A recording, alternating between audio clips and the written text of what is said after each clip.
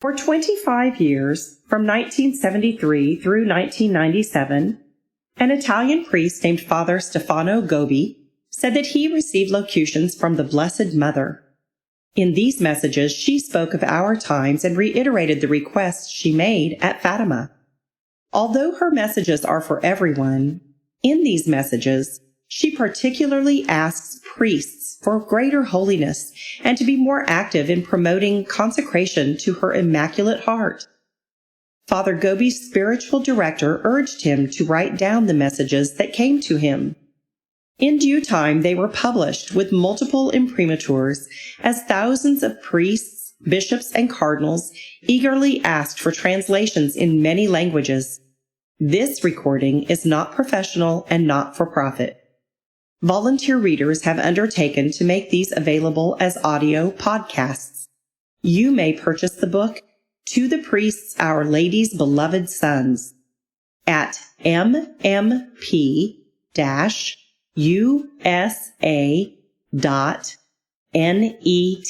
Presented here are the messages from 1979, beginning January 1st to December 31st. To the Priests, Our Lady's Beloved Sons, number 167, The Plan of Merciful Love, January 1st, 1979. Feast of Mary, Mother of God.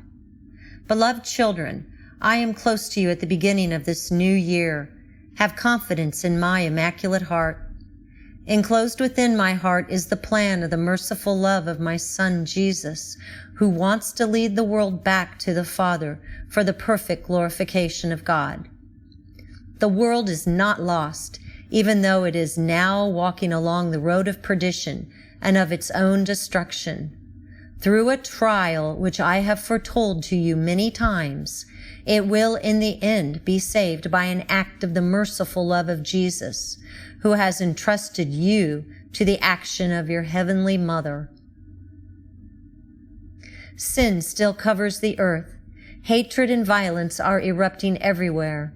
The greatest crimes are crying out daily for vengeance in the sight of God. You are beginning a year during which all will be particularly aware of the powerful love of God, which will be stretched out over the world to help it through the irresistible force of His merciful love. And so, my children, events which you cannot imagine are awaiting you. But there are also the prayers of the good, the sorrows of the innocent, the hidden sufferings of many, the tears and the supplications of numerous victims scattered throughout the world. Through them, I have hastened the time of my extraordinary intervention. The Church, my beloved daughter, is now emerging from a great trial because the battle between me and my adversary has been waged, even at her very summit. Satan has attempted to infiltrate to the very point of threatening the rock on which the Church is founded, but I have prevented him from doing so. Precisely when Satan was under the illusion that he had conquered after God had accepted the sacrifice of Pope Paul VI and of John Paul I, I obtained from God for the Church the Pope who had been prepared and formed by me. He has consecrated himself to my Immaculate Heart and has solemnly entrusted to me the Church of which I am the Mother and Queen. In the person and the work of the Holy Father, John Paul II, I am reflecting my great light, which will become stronger the more the darkness envelops everything. Priests and faithful consecrated to my Immaculate Heart, children whom I have gathered from all parts of the world into my cohort for the great battle which awaits you, unite, all of you, about the Pope, and you will be clothed in my own strength and in my marvelous light. Love him, pray for him, listen to him, obey him in all things, even to wearing the ecclesiastical dress according to the desire of my heart and of his will, which he has already made known to you. Offer me the suffering you may experience if, because of this, you are sometimes ridiculed by your confreres. For the Church, too, which has a sure guide in the person of the Pope, the time of purification will be shortened in accordance with my loving plan. This then is your hour, the hour of the apostles of my Immaculate Heart. Spread courageously the gospel of Jesus, defend the truth, love the Church, help all to flee sin and to live in the grace and the love of God. Pray, suffer, make reparation. To the priests, Our Lady's beloved sons, number 168, the first sign, confusion, January 28, 1979. Beloved children, take refuge in my Immaculate Heart. The glorious reign of Christ will be preceded by a great suffering, which will serve to purify the Church and the world and to lead them to their complete renewal. Jesus has already begun his merciful work of renewal with the Church, his spouse. Various signs indicate to you that the time of purification has come for the Church. The first of these is the confusion which reigns there. This, in fact, is the time of his greatest confusion. Confusion is spreading within the Church, where everything in the field of dogma, liturgy, and discipline is being subverted. These include truths revealed by my Son and which the Church has defined once and for all through her divine and infallible authority. These truths are unchangeable, as the very truth of God is unchangeable. Many of these form part of real mysteries in the strict sense of the word, because they are not and never can be understood by human intelligence. Man must accept them with humility, by an act of pure faith and firm trust in God, who has revealed them and proposed them to men of all times, through the magisterium of the Church. But now there is spread abroad a most dangerous tendency of wanting to penetrate and understand everything, even mysteries, to such a point that only that part of the truth is accepted which can be understood by human intelligence. There is a desire to unveil the very mystery of God. Any truth which is not understood by reason is rejected. There is an inclination to propose all revealed truth in a new and rationalistic way, under the illusion of making it acceptable to all. Thus, truth is being corrupted with error. Error is being spread in a most dangerous way, namely, as a new and modern way of understanding the truth. And it ends by subverting the very truths which are the foundation of the Catholic faith. They are not denied openly, but they are accepted in such an equivocal way that doctrine is most seriously compromised by error in an unprecedented manner. As a result, talk and discussion go on, but there is no longer any belief, and the darkness of error spreads. The confusion which tends to prevail within the Church and to subvert its truths is the first sign which indicates to you with certainty that the time of purification has come. The Church is in fact Christ, who is living mystically in your midst. Christ is the truth. The Church must therefore always shine with the light of Christ, who is the truth. But at present, its adversary has succeeded through his subtle and deceitful works in bringing much darkness into its interior. And today the Church is darkened by the smoke of Satan. Satan has first of all bedimmed the understanding and the thinking of many of my children, seducing them through vainglory and pride, and through them he has darkened the Church. You, beloved sons of your heavenly Mother, you, the apostles of my Immaculate Heart, are being called today for this purpose, to fight by word and example that the truth may be more and more accepted by all. Thus the darkness of confusion will be defeated by the light.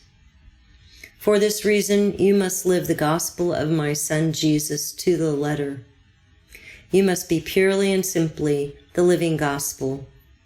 Then you must proclaim to all, with strength and courage, the gospel which you live. Your words will have the power of the Holy Spirit, who will fill you, and the light of the wisdom given you by your heavenly Mother. To the priests, Our Lady's beloved sons, number 169, The second sign, lack of discipline. February 2nd, 1979. Feast of the Presentation of the Child Jesus in the Temple. Contemplate your Heavenly Mother as she presents herself at the temple to offer her little child. He is the Word of the Father made man. He is the Son of God through whom the universe was created. He is the awaited Messiah to whom prophecy and law have been directed. And yet, from the very moment of his human conception, he becomes obedient in all things to the will of the Father. Behold, I come to do your will, O God. And from his very birth, he submits himself to all the prescriptions of the law. After 8 days, the circumcision, and today, after 40 days, the presentation in the temple. Just as every other firstborn, mine also belongs to God, and he is ransomed by the prescribed sacrifice. From the priest he returns to my arms, that he might be offered anew by me through the wound of my immaculate heart, already pierced by a sword, and thus our yes to the will of the Father is pronounced together. Beloved sons, when I appeal to you to become littler in my arms, it is to make you like my child Jesus through docile and perfect obedience to the divine will. Today, my heart is wounded anew by seeing so many of my beloved sons who will live without docility to the will of God, because they do not observe and often openly disdain the laws proper to their priestly state. Thus, lack of discipline is spreading in the church and reaping victims, even from among her very pastors. This is a second sign which indicates to you that, for the church, the final time of purification has come. A lack of discipline which is spread throughout all levels, especially among the clergy. It is lack of discipline to be wanting in interior docility to the will of God. A lack of discipline which is manifested by the flouting of those obligations which are proper to your state of life. The obligation to pray, to give good example, to lead a holy and apostolic life. How many there are among the priests who allow themselves to become absorbed in excessive activity and who no longer pray.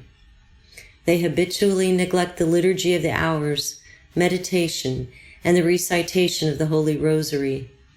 They limit their prayer to a hurried celebration of Holy Mass. And so my poor sons become interiorly empty and no longer have the light and strength to resist the many snares amidst which they live.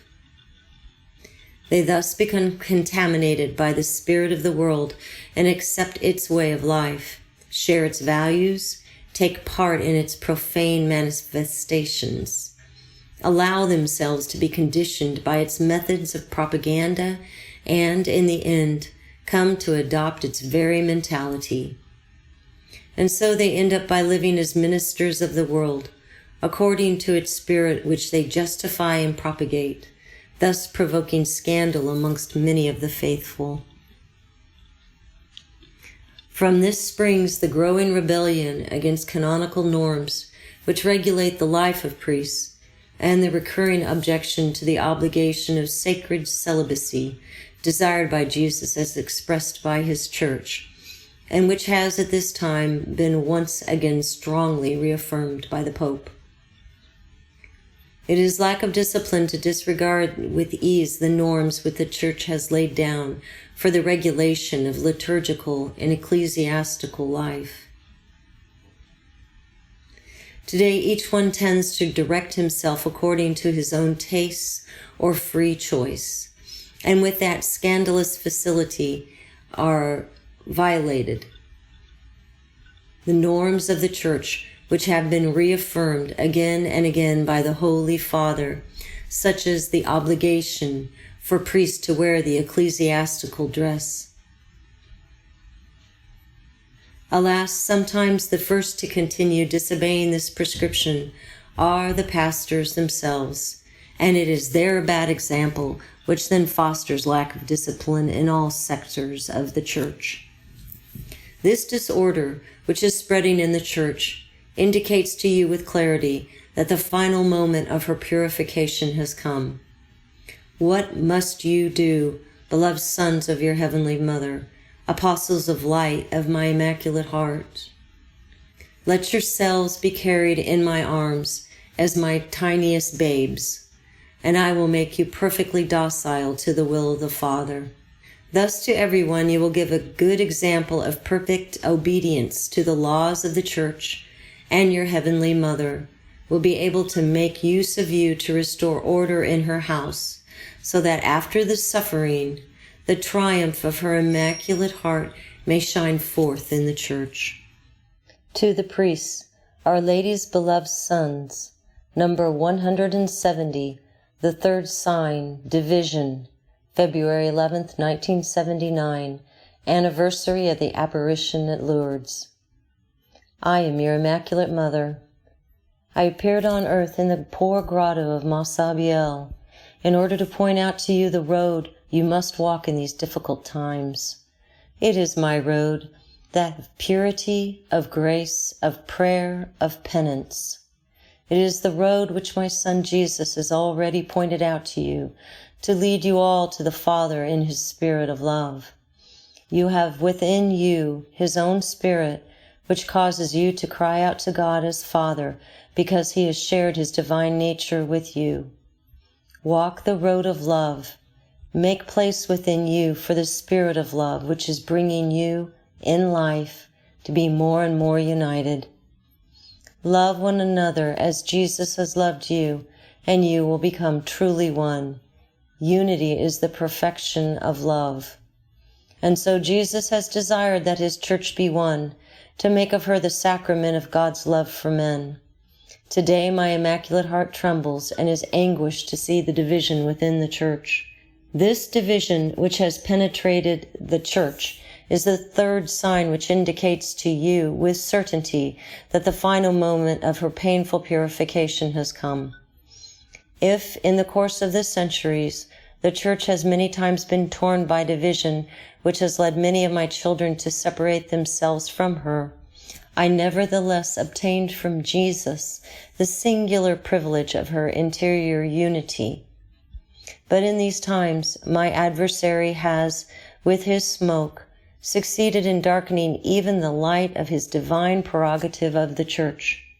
This interior division is manifesting itself even among the faithful, who often set themselves one against the other in an attempt to defend and better promote the truth. Thus the truth is betrayed by them, as the gospel of my Son cannot be divided. This interior division sometimes even leads priests to set themselves against priests, bishops against bishops, and cardinals against cardinals. For never before, as in these times, has Satan so succeeded in finding his way into their midst, rending asunder the precious bond of their mutual love. This interior division is expressed by the tendency to leave to himself and to abandon, so to speak, the very vicar of Jesus, the Pope, who is a son particularly loved and enlightened by me. My mother's heart is wounded to see how this silence and neglect of my children often envelop the words and actions of the Holy Father, while he is increasingly struck and impeded by his adversaries. Because of this interior division, his very ministry is not sufficiently supported and furthered by the whole Church, whom Jesus has wanted to be united about the successor of Peter. My motherly heart grieves to see how even some pastors refuse to let themselves be guided by his enlightening and trustworthy words. The first way of being separated from the Pope is that of open rebellion. But there is also another way, more subtle and dangerous. It is that of proclaiming one's unity openly, but of dissenting from him interiorly, letting his teaching fall into a void, and in practice doing the contrary of what he says. O Church, Mystical body of my Jesus, in your painful journey to Calvary, you have reached the 11th station, and you see yourself wrenched and torn in your members, which are again nailed to the cross. What must you do, my sons, apostles of my immaculate and sorrowful heart? You must become a hidden seed, ready even to die for the internal unity of the Church. And so I am leading you each day to a very great love for and fidelity to the Pope and the Church united to him. For this reason, I am now letting you share in the anxiety of my motherly heart. For this reason, I am forming you in the heroism of sanctity and leading you with me up Calvary. Through you also, I will be able to help the Church emerge from her painful purification, so that in her all the splendor of her restored unity may be manifest to the world. To the priests, Our Lady's beloved sons, number 171, the fourth sign, persecution, March 3rd, 1979, first Saturday of the month. Remain all of you in the refuge of my Immaculate Heart, and you will find your peace and interior serenity. My beloved sons, the storm which I foretold at Fatima has now unleashed its fury for the purification of the Church and all the world. This is the hour of the Father's mercy, which, through the love of the Son's divine heart, is made manifest at the moment when everyone's suffering is at its greatest. The fourth sign, which indicates to you that the culminating period of the Church's painful purification has come, is persecution. The Church is in fact being persecuted in various ways. She is being persecuted by the world in which she lives and journeys, pointing out to all the way to salvation. The real enemies of God are those who set themselves deliberately against God in order to lead all humanity to live without him. It is they who are persecuting the Church more and more. Sometimes she is persecuted in an open and violent manner. She is despoiled of everything and prevented from preaching the gospel of Jesus. But in these times, the Church is often subjected to an even greater ordeal. She is persecuted in a subtle and painless manner by being deprived, bit by bit, of the oxygen which she needs to live. Then an attempt is made to bring her to compromise with the spirit of the world, which thus enters into her and affects and paralyzes her vitality. Collaboration is often brought about through a most subtle form of persecution. An outward show of respect for her has become the surest way to strike her. A new technique has been discovered by which she can be put to death with no outcry and without shedding blood. The Church is being persecuted also from within, especially at the hands of those sons of hers who have reached a compromise with her adversary. He has succeeded in seducing even some of her very pastors. Some of these are even knowingly collaborating in this plan of interior and hidden persecution of my Church.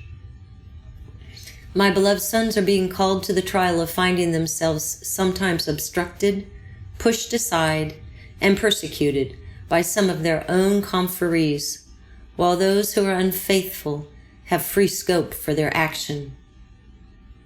The same hours of suffering that my son Jesus lived through are awaiting you too, beloved sons, the hours of Gethsemane, when he experienced the interior agony of being abandoned, betrayed, and denied by his own.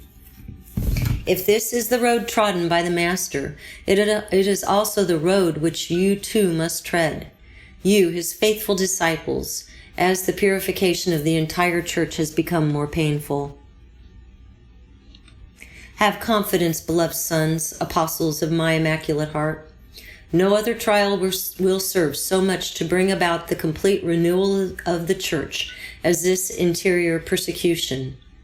In fact, she will emerge from this suffering purer, more humble, more enlightened, stronger. You must be ready to suffer more and more, the closer the final moment of purification comes. and so I have wished to prepare a safe refuge for you.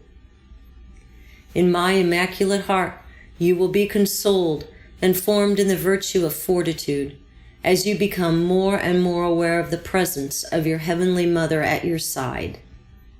She will gather up all your sufferings as beneath the cross she did those of Jesus, because she must now carry out once again for the Church her maternal function as co-redemptress and lead back to the Father all the children who have gone astray.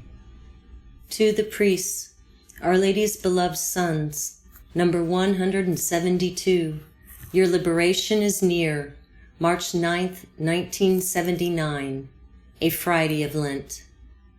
Beloved sons, consider with me the signs of the times in which you are living. The hearts of men have grown cold, and the world has become a desert. But you should have all the more confidence in your Heavenly Mother. Look with me at the times in which you are living, and you will see the signs of my extraordinary intervention.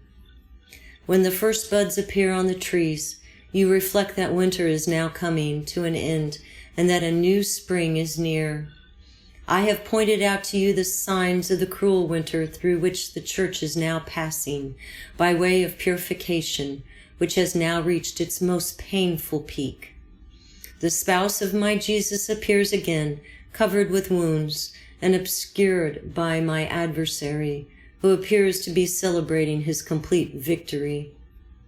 He is certain that he has won the victory in the Church by the confusion which has subverted many of her truths, by the lack of discipline which has caused disorder to spread, by the division which has attacked her internal unity, and by the insidious and hidden persecution which has crucified her anew.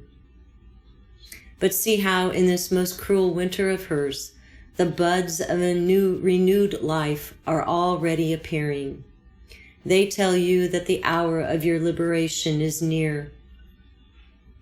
For the Church, a new spring of the triumph of my Immaculate Heart is about to burst forth. She will still be the very same Church, but renewed and enlightened, more humbler and stronger, poorer and more evangelical through her purification, so that in her the glorious reign of my Son Jesus may shine forth for all. She will be the new Church of Light, and even now her branches can be seen sprouting with many new buds.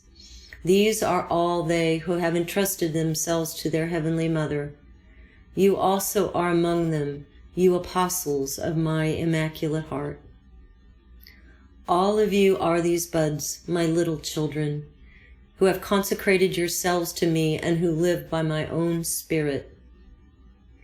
You are these buds, you faithful disciples of Jesus, who are desirous of living a life of contempt for the world and for yourselves, in poverty, in humility, in silence, in prayer and mortification, in charity and in union with God, while at the same time being unknown and scorned by the world.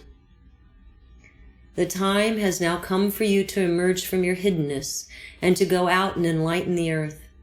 Present yourselves to all as my sons, for I am always with you. Let faith be the light which illumines you in these days of darkness, and let it be zeal alone for the honor and glory of my Son Jesus which consumes you. Fight, sons of light, few though you still be. Many will follow in your footsteps and will become part of my cohort, because the hour of my battle has now come.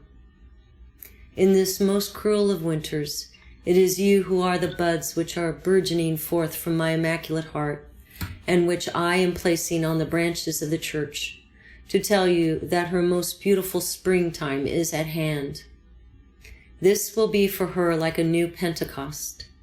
Beloved sons, look with my eyes at the times in which you are living. Persevere in prayer, in suffering, and in hope, because the hour of your liberation is near.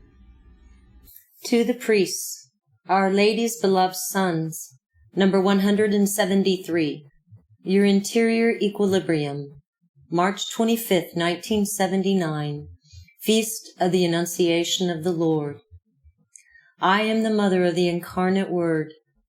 By my yes, I offered to the Father my personal cooperation in His plan of salvation. From the bosom of the Father, the Word was placed in my maternal womb to assume from me His human nature. I became the true mother of Jesus. This yes to the will of the Father blossomed in my soul as the fruit of a long and silent preparation. Behold the road your mother traveled to reach this ineffable moment, that of humility, of trust, of filial abandonment, of silence, of intimate and profound union with God. Already from my childhood, I offered myself completely to the Lord, putting myself as a slave at His service in perfect virginity, in hiddenness, and in prayer. My soul opened itself to an ever greater light, and my life was formed in detachment from all creatures in order to love the Lord perfectly, by fulfilling His will and listening to His word. I fostered within myself a relish for seeking, for gathering in, and for treasuring only the word of God. When the Father decided to place His word in my virginal womb, He found your mother ready to welcome Him with love and joy, being only intent upon the perfect fulfillment of the divine will.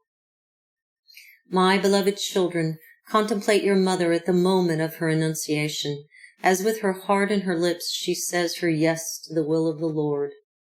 You too should learn always to say yes to whatever the Lord now asks of you through the voice that comes to you from the immaculate heart of your heavenly mother. You must no longer doubt. Do not seek elsewhere. Do not beg for confirmations or encouragement. I have arranged through this work of mine that your support should be founded solely in my immaculate heart. I will cause every support to collapse about you, and I will not allow you to put your trust in purely human encouragement or approval.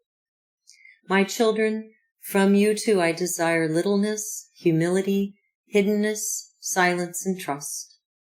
You must tread the same road as your heavenly mother, that of intimate union with God, of detachment from all creatures, and of perfect service to the Lord. I am bringing you to say yes, always, to whatever Jesus asks of you. How few there are, even among those specially chosen by me, who know how to say yes to Jesus. Tread with me the road which I am pointing out to you, and along which I am leading you, letting yourselves be guided with docility and filial abandonment. I am training you to listen to the word of God, that it may be received, understood, loved, and treasured by you, and put into practice. In these times of purification, many are led astray by other words. In fact, my adversary succeeds in seducing even the good by false manifestations of the supernatural, in order to bring about deception and confusion on all sides. He will succeed in working many prodigies, which will beguile the minds of even the good. As for you, remain within the refuge of my immaculate heart, and there listen to the word of God which the Church guards, interprets, and proclaims. Never before, as at the present time, has the Pope had such light with which to lead you along the road of clarity and truth. Within my immaculate heart, I will build up your interior equilibrium, my beloved sons, because today you have need of being ever more prudent and well-balanced. This equilibrium will be a sign to all of what your heavenly mother is doing in you, and will assure the Church of finding in you faithful and wise sons. To the priests, Our Lady's beloved sons, number 174, Near my son and my sons. April 13th, 1979, Good Friday. Today my place is here, near my son who is suffering. The will of the Father so disposed that I would not be near Jesus during his interior agony in Gethsemane, because the very absence of his mother would make his abandonment more complete. If it is possible, let this chalice pass from me. But in my soul, during the night, I remained ever near my son. Through prayer and suffering, I truly shared in all his agony in order to comfort and help him, by uniting my yes to his in saying, "Father, not my will, but yours be done." And when the angel was sent to him from heaven to comfort him, he passed by me also, in order that I might place in his chalice all the love of my motherly heart. Today my place is here, near my son who is dying. The meeting takes place on the road to Calvary after Jesus had been betrayed, denied, and abandoned by his own. Of the 12, there remains only one, whom I take by the hand to encourage him and give him strength to remain with us. The condemnation is written on the scourged body of Jesus, and the thorns cover his eyes with blood. It is here that I meet my son. I am at his side to help him die. I feel the nails which pierce his flesh, the tearing of his body hung on the gibbet, his labored breathing. I hear his voice as it grows weaker with words of prayer and pardon, and he appears to me to be dying. But I continue to live, beneath the cross, with a pierced heart and a wounded soul, still miraculously alive because, as a mother, I must help my son to die. No one will ever understand the hidden mystery of this moment. Today my place is here, near my buried son. And now my sorrow bursts forth as a flooding river bursts through all its embankments. My tears bathe his face, my laments cradle his body, and with my hands I close the deep wounds, while my immaculate heart becomes his first sepulchre. Then when night casts a veil over all things, the vigil begins for the mother. I am here, recollected in the faith which has never deserted me, in the hope which completely illumines me, and in prayer which has become continual and unceasing, as though to mark the passing of time, which for me no longer has either day nor night. The fervent prayer of the mother penetrates heaven and is accepted by the Father, who, to shorten my anguished wait, anticipates the moment of the resurrection of the Son. My place is here near my risen Son. When Jesus comes to me in the light of his glorified body, receives me in his divine arms, and bends down to kiss the wounds of my great sorrow, I understand that my mission on his behalf has been accomplished. I am beginning my maternal mission for you, for the church which has been born of his great suffering and mine. Today my place is again here, near all my sons. Till the end of the world, I will always be close to you, sons begotten of the death of my only son. Above all, I am with you during these moments of darkness and suffering, when you are being called to live out what Jesus endured during his redemptive passion. I am always near you to help you to suffer, to die and rise again, until the plan of the Father to be fulfilled, and, with Jesus, you too may rejoice in the glory of his kingdom of life. To the priests, Our Lady's beloved sons, Number 175, The Woman Clothed in the Sun, May 13th, 1979, anniversary of the first apparition of Fatima.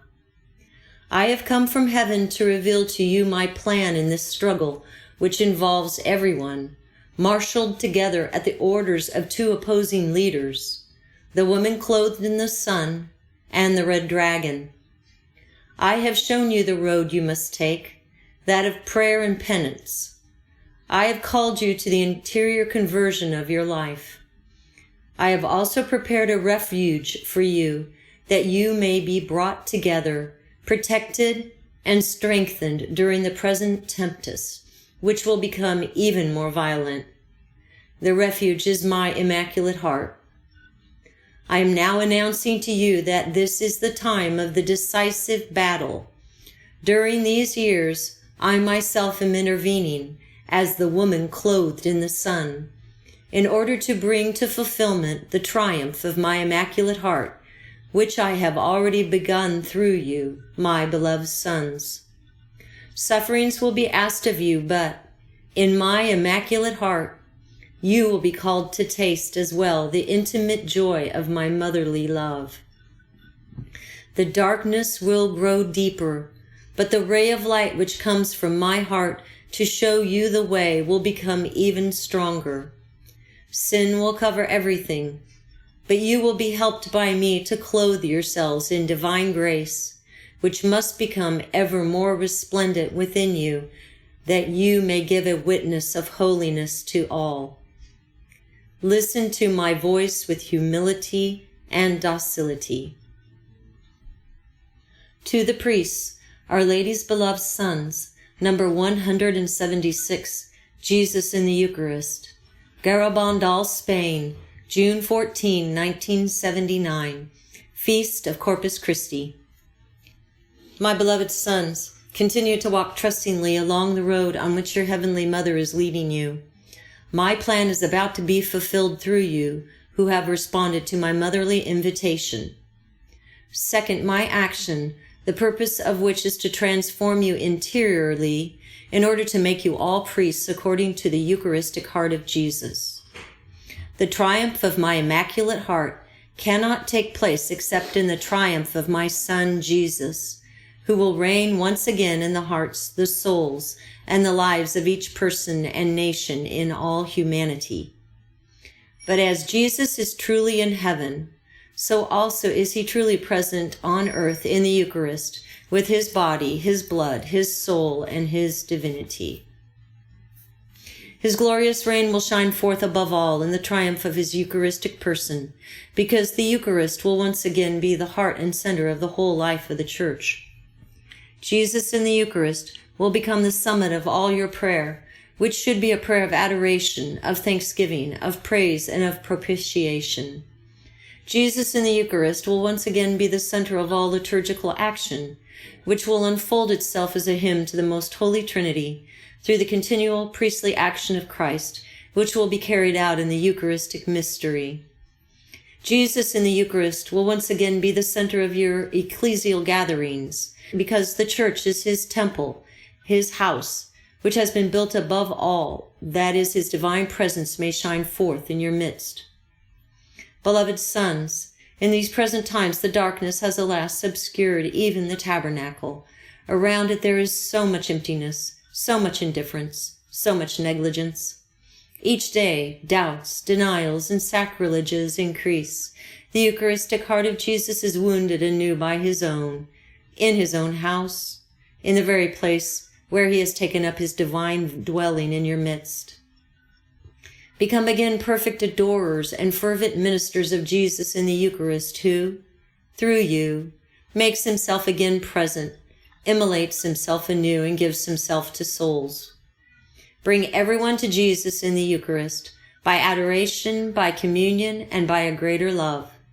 Help everyone to approach the Eucharistic Jesus in a worthy manner, by cultivating in the faithful an awareness of sin, by inviting them to present themselves for the sacrament of Holy Communion in the state of grace, by educating them in the practice of frequent confession, which becomes necessary before receiving the Eucharist for those who are in mortal sin. Beloved sons, build a dam to hold back the flood of sacrileges. Never before, as in these present times, have so many communions been made, and in such an unworthy manner. The Church is deeply wounded by the multiplication of sacrilegious communions. The time has come when your Heavenly Mother says, "Enough." I myself will fill up the great void about my Son, Jesus, present in the Eucharist. I will form a barrier of love about his divine presence. I myself will do this through you, beloved sons, whom I wish to set up as a guard of love round about all the tabernacles of the earth. To the priests, Our Lady's beloved sons, number 177, in my Immaculate Heart, San Miguel, the Azores, June 23, 1979. Feast of the Immaculate Heart of Mary. Even in this remote archipelago, you see my wonders. Today, from every part of the world, I am gathering you all into my Immaculate Heart. It is the refuge which your Heavenly Mother has prepared for you. Here you will be safe from every danger, and, at the moment of the storm, you will find your peace. Here you will be formed by me according to the plan which the heart of my Son Jesus has entrusted to me. Thus each one of you will be helped by me to carry out in a perfect manner the divine will alone. Here, I will give your hearts the capacity of love of my Immaculate Heart, and thus you will be formed in pure love for God and neighbor. Here, each day I beget you to your true life, that of the divine grace with which my Son has filled me, in view also of my motherly function on your behalf. I am nourishing you, my beloved children, with this most pure milk and clothing you with all my virtues. I am forming you interiorly and transforming you, because I am sharing with you my beauty and reproducing in you my image. Thus your life is becoming daily more conformable to my motherly plan, and the Most Holy Trinity can reflect its light in you and receive greater glory. My time has now come. This extraordinary intervention of mine must be clearly recognized by all. Therefore, it is my desire that the feast of my Immaculate Heart be once again celebrated throughout the Church, with the devotion and liturgical solemnity that it had once been determined by the Vicar of my Son when times were very tempestuous. Today, everything is becoming worse and plunging headlong toward a most painful ending. And so it must be apparent to the Church that that refuge is which I, the Mother, have prepared for all, my Immaculate Heart. With the Holy Father, this beloved Son of mine, who is shedding upon the Church the light which comes from my heart, I encourage you all and bless you. Number 178. In this Cova de Ira, July 1st through the 7th, 1979, the International Cenacle of Priests of the Marian Movement of Priests. I have called you from every part of the world, and you, beloved sons, have replied with generosity to my maternal invitation. You have come here in great numbers to this Cova de Ira, where I manifested myself from heaven to give you a message of assurance and of salvation for these difficult days in which you are living. United with you spiritually are all my beloved sons now scattered throughout all parts of the earth. Why have I wanted you here this year? To press you all to my Immaculate Heart. What can a mother do when a great danger menaces her children? She can gather them in her arms and shut them up in a safe place where they will be defended and protected. And here is the shelter that I am giving you, the protection that you need, my Immaculate Heart. In these days I want to enclose you and all my beloved sons in the refuge of my heart, to give your filial hearts the same dimensions as mine, and thus to transform you into an ever more perfect image of your Heavenly Mother. The time has come when all of you must live, without doubts or reservations, the consecration which you have made to me. For this reason, I wish to put in the place of your little hearts, filled with sin, my Immaculate Heart, so as to give you my own capacity to love, and thus transform the life of each one of you. And finally, I have wanted you here to give each of you my Spirit, in such a way that I might truly live and work in you. The time has come when I wish to manifest myself through you to the whole Church, because the time of the triumph of my Immaculate Heart has come. I am your heavenly leader. I have wanted you here to gather you into my cohort, drawn up for battle, because now is the hour to go with me into combat. Do not be afraid, apostles of my Immaculate Heart, beloved sons of your heavenly Mother. At the orders of the Vicar of Jesus, go into every part of the earth and spread the light which comes from my heart. Soon you will understand fully the great gift which I have given to each one of you during these days. Then you will all come to know why I have wanted you all here this year at Fatima, in a cenacle which has been full of extraordinary graces for you and for all my sons scattered throughout every part of the world. Number 179. Your Response, July 29, 1979. Beloved sons, each moment I look at you with the eyes of a mother, because I want from all of you an ever more perfect response to the desires which I have already made known to you in many ways. Only thus can you be ready for my great plan of love. Only thus can you be made use of by me for the battle which has begun. Only thus can you really form part of my cohort, of which I am the queen and the leader. In order that my plan may be carried out, I must also be able to count on the response of each one of you. Let your response be generous, persevering, and without reserve. You must respond to the great gift which I have given you, letting yourselves be nourished, formed, and led docilely by me. Respond to my pressing invitation to be priests of prayer, focusing your every action on giving souls the light of the divine life of which you are ministers and dispensers. All your priestly prayers should be offered with me on the altar of my Immaculate Heart. Respond to my motherly invitation to suffer. It is thus that I make you ever more similar to my crucified Son, that you may cooperate personally in his work of redemption. It is through your sufferings, my beloved sons, that I can intervene in order to spare much suffering on the part of many of my poor wandering children. Respond to my invitation to walk towards that holiness to which I want to lead each one of you, because only thus can you be apostles of my Immaculate Heart, called to illumine the earth with the light of Christ, which must shine forth in your persons, in your lives, and in all your apostolic actions.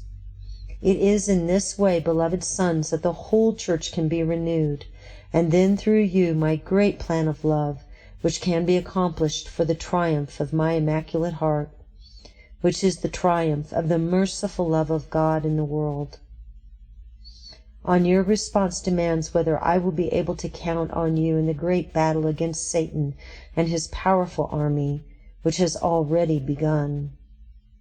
I have told you that each of you has his post prepared by me, a post which is unique and irreplaceable. Do not ask me what your post is, or how I am making use of you, or where I am leading you, because the particular role which each one must carry out has, through my motherly love, been assigned to each and all of you. And in silence and humility, each one must carry out this role to perfection.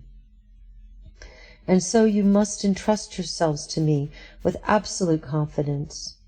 You must believe in me, and you must let yourselves be led by me with docility and filial abandonment, without allowing yourselves to be stopped by doubts, or by the disbelief of those who surround you, or by your own desires, sometimes excessive, or by your curiosity, which makes you want to know that which, for the present, you ought not to know. I am your queen and your heavenly leader, and I am bringing you together in my cohort, as I clothe you in my own invincible strength, terrible against my enemies. So now you must obey my orders. Some are, however, still uncertain and insecure. They stop to ask confirmation and encouragement, and thus their response is neither prompt nor complete. This is now the time for you to be confident, because the time to go into combat has come. Soon each one of you will understand the great task to which you have been assigned by the special predilection of my Immaculate Heart. For now, beloved sons, I ask of each one a response without reserve, so that my great plan of love may be accomplished and your battle waged according to my orders. Number 180. The 5 First Saturdays. August 4th, 1979. Feast of St. John Vianney, the first Saturday. Beloved children, I look on you with motherly predilection, and from all parts of the world I am enclosing you more and more in my Immaculate Heart. These are the hours of battle, and therefore those weapons which I have prepared especially for you must be made use of. The consecration to my Immaculate Heart, the frequent recitation of the Holy Rosary, and the practice of the 5 first Saturdays of the month in reparation for the offenses committed against my motherly heart. During these Saturdays, I invite you to unite yourselves with me in the prayer of the Rosary, in the meditation of its mysteries, in confession, in taking part in Holy Mass, and in a communion of reparation. To my daughter, Sister Lucy, I promised special protection at the moment of death, and to obtain the graces necessary for salvation for all my children who, hearkening to my requests, will have devoutly carried out the practice of the 5 First Saturdays. At this time, when the danger of being eternally lost is so grave, bring souls to safety by entrusting them to the particular protection of your Heavenly Mother. Today, reparation on the part of my children must also increase, because there is an ever-increasing number of offenses committed against my Immaculate Heart, by insults against my Immaculate Conception, against my perpetual virginity, against my divine and universal motherhood, and against my images, and because, above all, the souls of the little ones are being alienated from me. Through you this filial and loving crusade of reparation must spread and grow. Let the first Saturdays of every month be for you real encounters of reparative prayer, and a generous response to the request which I have made of you. Above all, the religious and the faithful consecrated to my Immaculate Heart should, on these days, gather in cenicles of life with me. Now, as the battle grows more violent, I must provide moments of spiritual peace and repose for all. In these cenicles you will enter into my repose, because, by praying and making reparation with your Heavenly Mother, you will be consoled and strengthened by me. Thus I will receive greater reparation from you, and you will receive new strength and light from your Mother to walk along the difficult road of these times of yours. Number 181. Faithful, Prompt, and Obedient.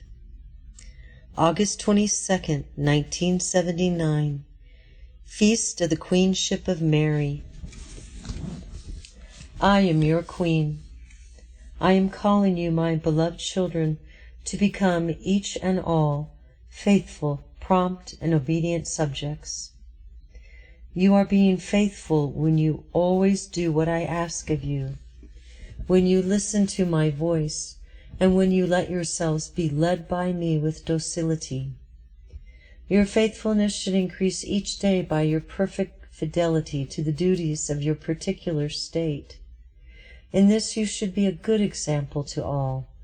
Whoever is faithful to me makes of their life a mirror in which I can reflect my image, and spreads about them the perfume of all my virtues. Whoever is faithful moves ahead with confidence and abandonment along the road which I have pointed out, without looking to any creature without waiting for human approval, without seeking support or encouragement, but entering more and more into the depths of my Immaculate Heart. They allow themselves to be led by me along the way of the cross until they reach the summit of Calvary. The degree of your fidelity which I desire to bring to the point of heroism will be able to be measured by how you know how to suffer, to be silent, and to offer things up. You are being prompt when you carry out my orders readily and without hesitation. During these years I have pointed out to you the road you must take, why you do not follow it with confidence and trust. Why do some of you come to a halt still uncertain and insecure? My adversary succeeds in bringing you to a halt with doubts and paralyzes you with mistrust. I have already shown you my battle plan as I have formed you and led you by the hand to prepare you for the great battle which awaits you.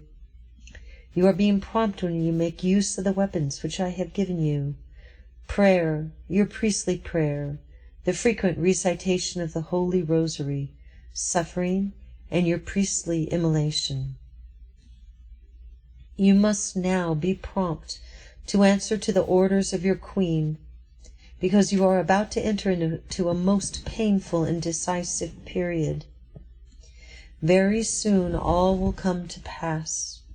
You will be called to live through serious moments, following Him whom God has placed at the head of my cohort, the Vicar of my Son Jesus, who, with a strength and courage, is advancing toward his perfect immolation, for which I have long been preparing him, ready to give his very life for me and for you.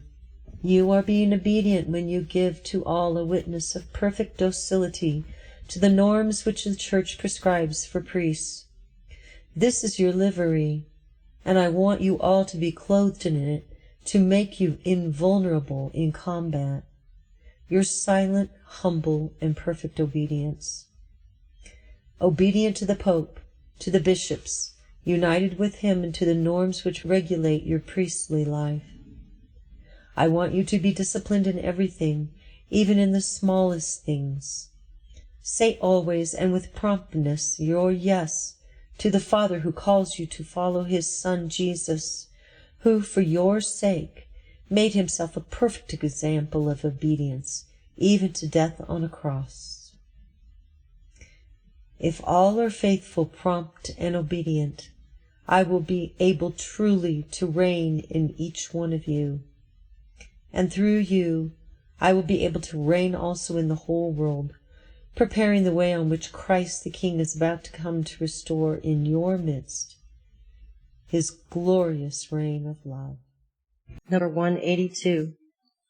Altötting, Germany, September 8th, 1979. Feast of the Nativity of the Blessed Virgin Mary. An anguished appeal. In the most venerated sanctuary of this great nation, so exposed to dangers, I have wanted you today to celebrate the feast of the birth of your Heavenly Mother.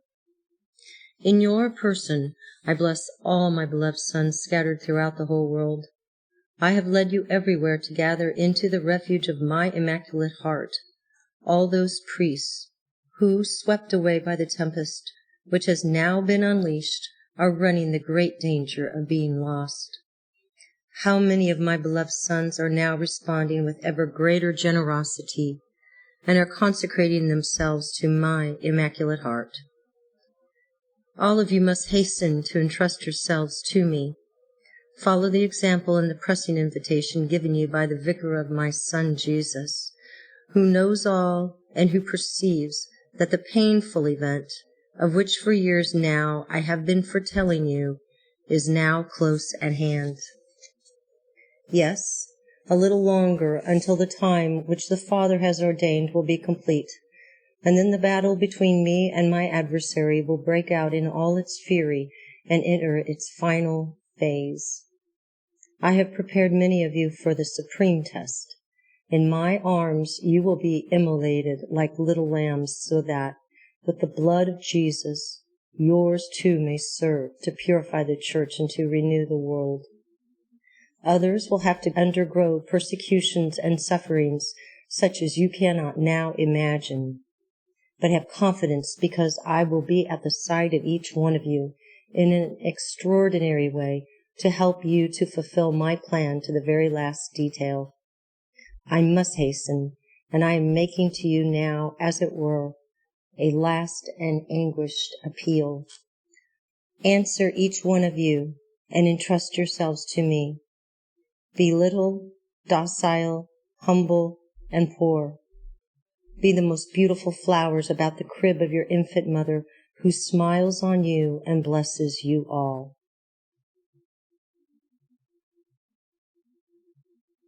Number 183, Holland, September 29th, 1979, Feast of the Holy Archangels.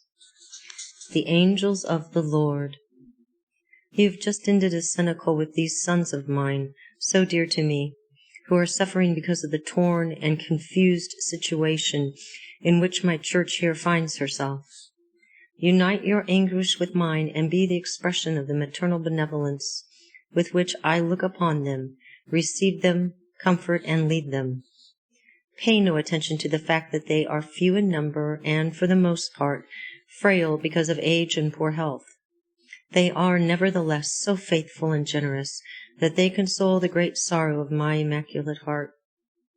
To me they are very precious treasures, and through them, even here, how numerous are the children who are responding to my invitation, entering into the refuge of my heart, and are now being formed by me in heroic fidelity to Jesus and His Church. Thus, in this very place where my adversary has begun his work of subtle destruction of the Church, I am replying to the challenge and forming my cohort. It is a cohort of the little, the poor, and the humble, whom I am gathering into my Immaculate Heart to give them my spirit of wisdom, that the pride of those who allow themselves to be seduced by false knowledge and the spirit of loftiness and vainglory may be defeated. Once again, today, by means of this my work, out of the mouths of babes and sucklings, the Lord is receiving perfect praise. With you also are the angels of the Lord. I am their queen, and they are ready to follow my orders, because the most holy Trinity has entrusted the work of the renewal of the Church and the world to my Immaculate Heart. Saint Michael is at the head of my entire heavenly and earthly cohort, which is now drawn up for battle. Saint Gabriel is at your side to give each one of you the very invincible strength of God. And Saint Raphael is healing you of the numerous wounds which you often bring upon yourselves in the great struggle in which you are engaged. Be ever aware of the angels of God who are at your side and who invoke their help and protection often. They have great power to defend you and to rescue you from all the snares which Satan, my adversary and yours, sets for you. Their protection will now intensify and will be particularly experienced by you, because the time of the great trial has come and you are about to enter upon a period of greater anguish than you have ever before experienced. Under my command, become aware of the angels of the Lord at your side, who will be your defense and your guide, so that each of you will be able to carry out what I have determined for the triumph of my Immaculate Heart. Number 184, Lourdes, France, October 7th, 1979, Feast of Our Lady of the Rosary, Anniversary of the Victory of the Blessed Virgin Mary at Lepanto. Your Rosary. Here also I have brought you to gather many priests, religious and faithful, into cenacles of prayer and life with me. I am truly present in these cenacles, and I am joining in your prayer. By this prayer you offer your Heavenly Mother a powerful force in intervening for the salvation of many of my poor straying children, and in disposing the painful events of your time according to the motherly plan of my Immaculate Heart. Your entire rosary, which you recite in the cenacle in accordance with the urgent request of your mother, is like an immense chain of love and salvation with which you are able to encircle persons and situations, even to influence all the events of your time.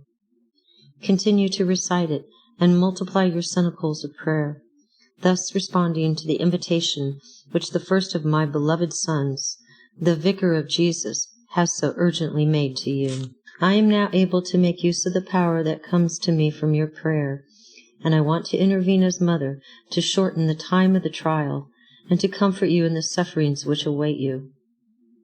Everything can still be changed if you, my children, listen to my voice and unite yourselves through prayer with the unceasing intercession of your heavenly Mother.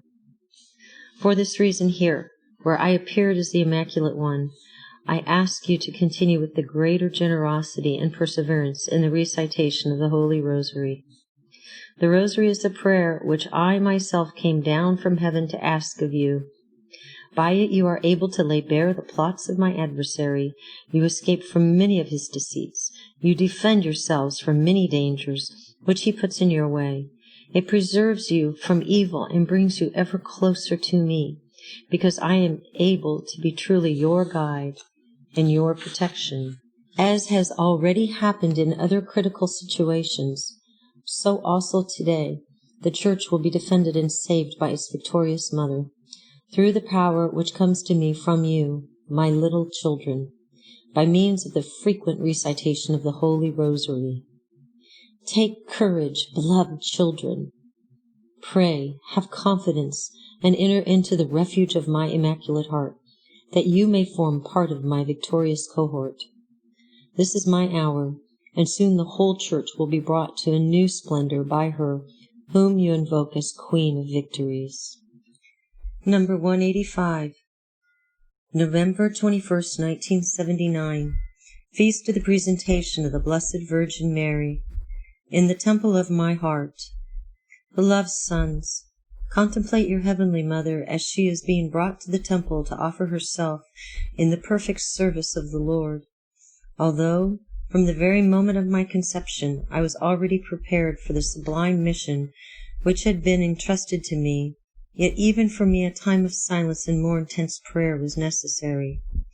In the temple my soul opened itself to the light of the Spirit, who led me to the love and the understanding of His Word. Thus I was brought interiorly to participate in the most hidden mysteries, while the true meaning of divine Scripture became ever clearer to me. In the temple my body was offered in an act of continual holocaust to the service of God, which was carried out by me in prayer and in the joy of fulfilling perfectly the humble tasks that were entrusted to me. In the temple my heart opened itself to an act of pure and uninterrupted love of the Lord, while detachment from the world and creatures prepared me, each day more and more, to pronounce my perfect yes to His divine will. Priests, whom I so love, today you too must enter into the temple of my Immaculate Heart.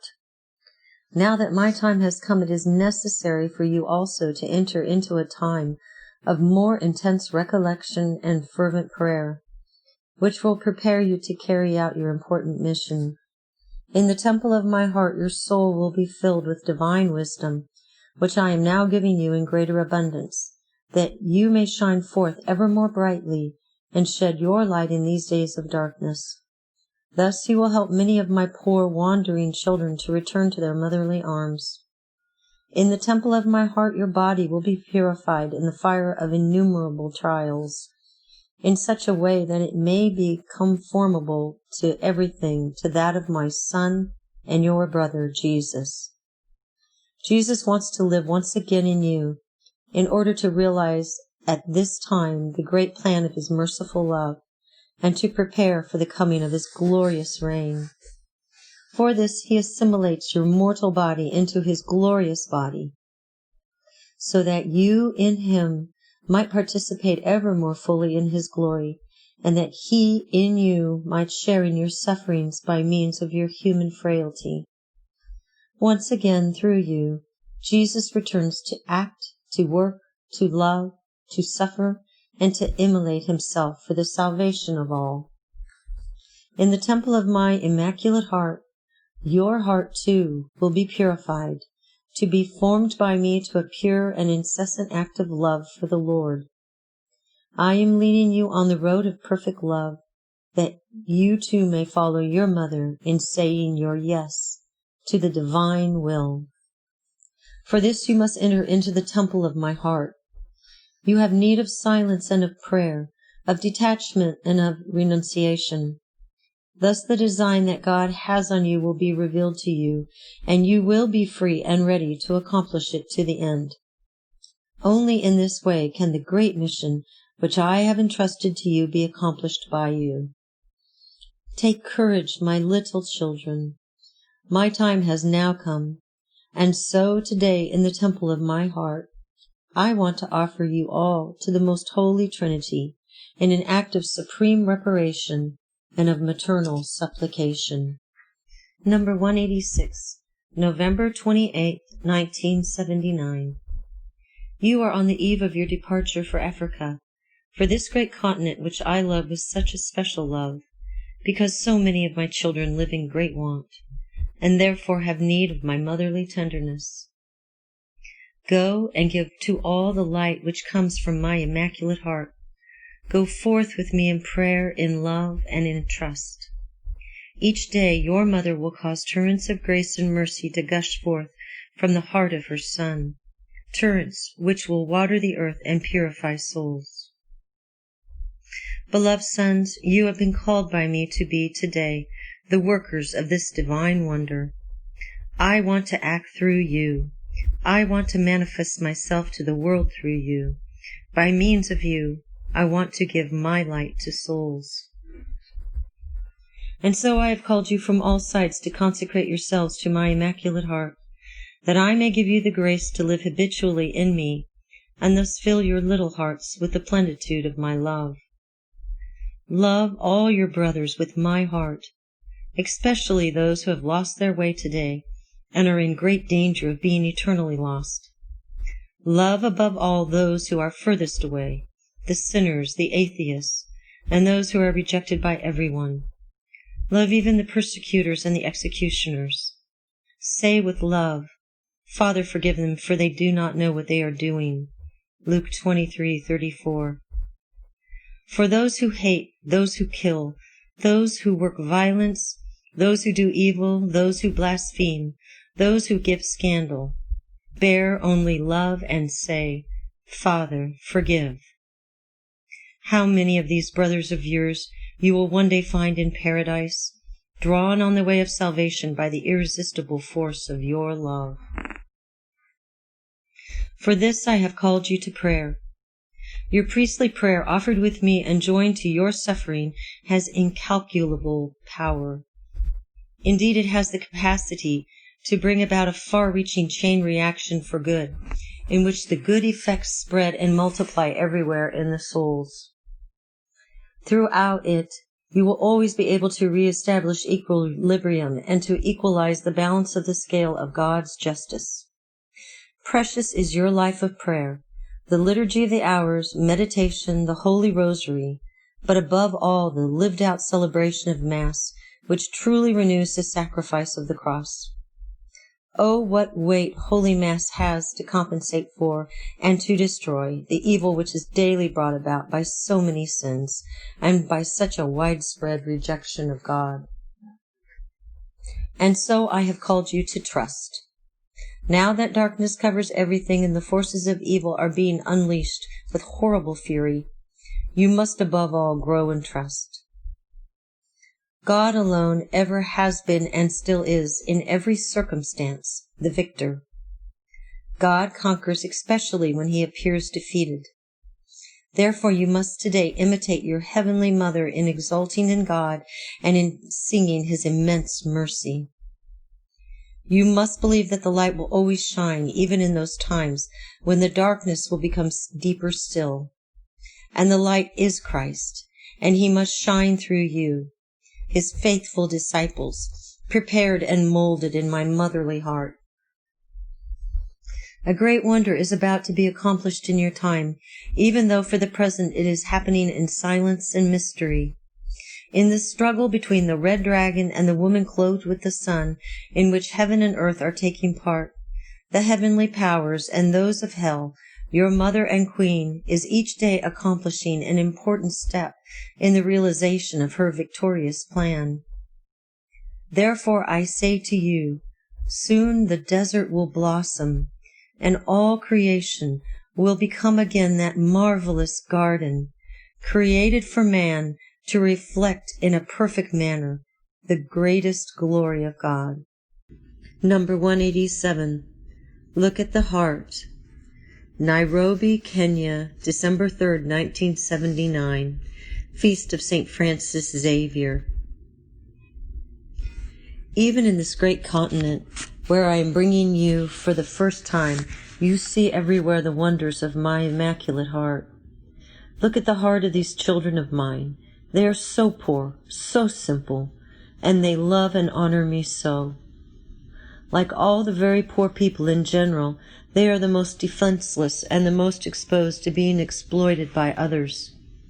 And so especially here, there is increasing activity on the part of my adversary, who never, as in this continent, has unleashed his fury in such a violent and dangerous manner.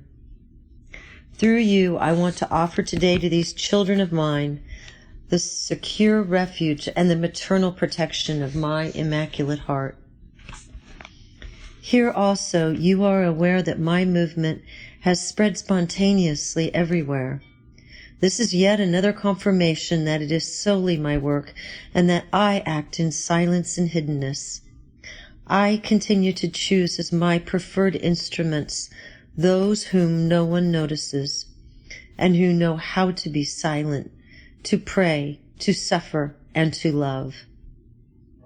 In this way, I can accomplish the marvels of love of my Immaculate Heart here also, among these children of mine who are suffering so much and in such need, who are so simple and good, and therefore so dear to me.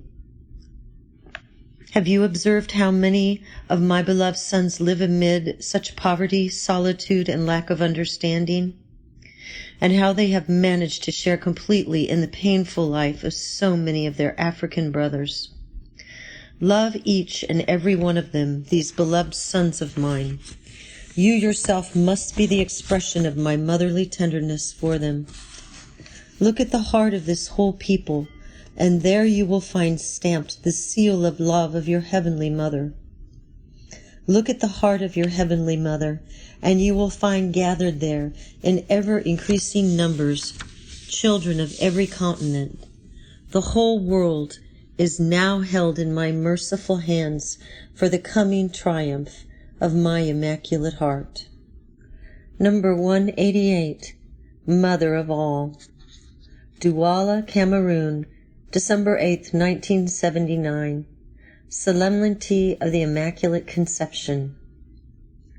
Today I am spreading my immaculate mantle over all the earth and gaze upon you all with a mother's tenderness. On this day I find you here in this small nation of such a great continent. What poverty, what simplicity, what goodness have you not encountered everywhere? I have caused you to love all these brothers of yours with the heartbeat of the heart of Jesus and that of my own motherly heart. Here, too, you have met many of my beloved sons and daughters who have spent their whole lives amidst sacrifices and renunciations in order to bring the tidings of the gospel to this land. And through them how very many have entered and become part of the church and of the one and only flock under the care of the one sole shepherd. Look before you at the immense spring which is in preparation.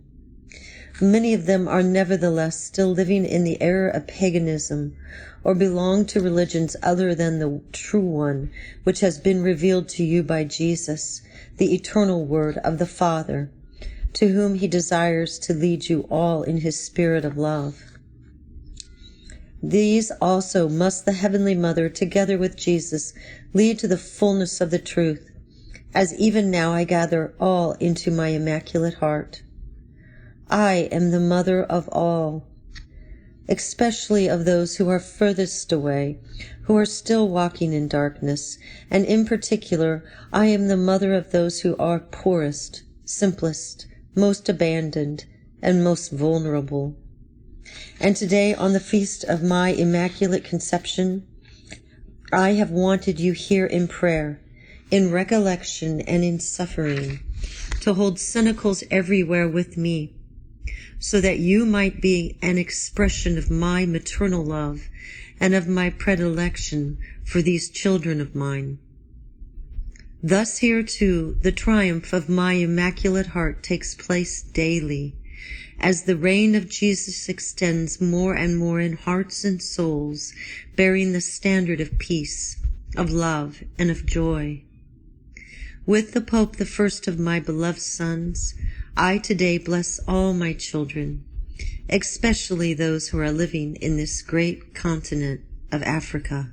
189. How great a light! December 24th, 1979. The Holy Night. This is the Holy Night. Beloved sons, gather about me to welcome my divine child. There is so much darkness all about, and yet an ever-increasing light shines within the cave, and now it appears entirely from heaven, while the mother is deeply absorbed in prayer. How great a light descends from the bosom of the Father into the virginal womb of the mother, who opens herself to his gift of life.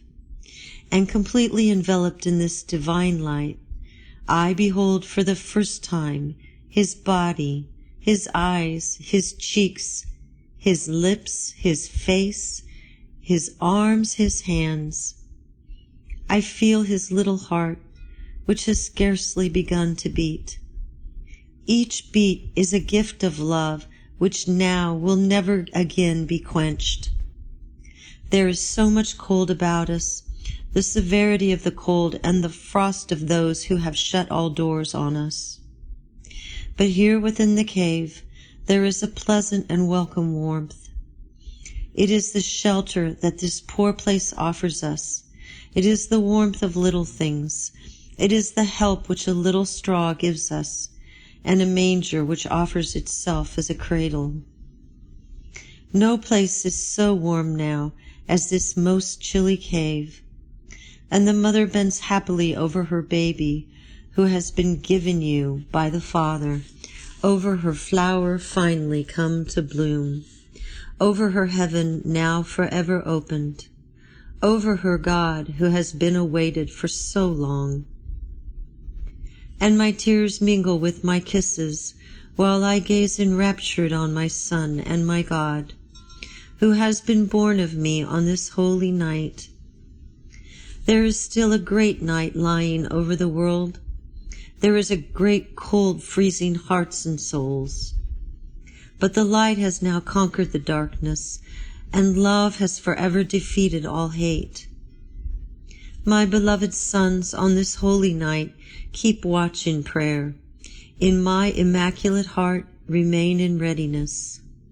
His glorious return is now near, and new light and great fire will renew this world.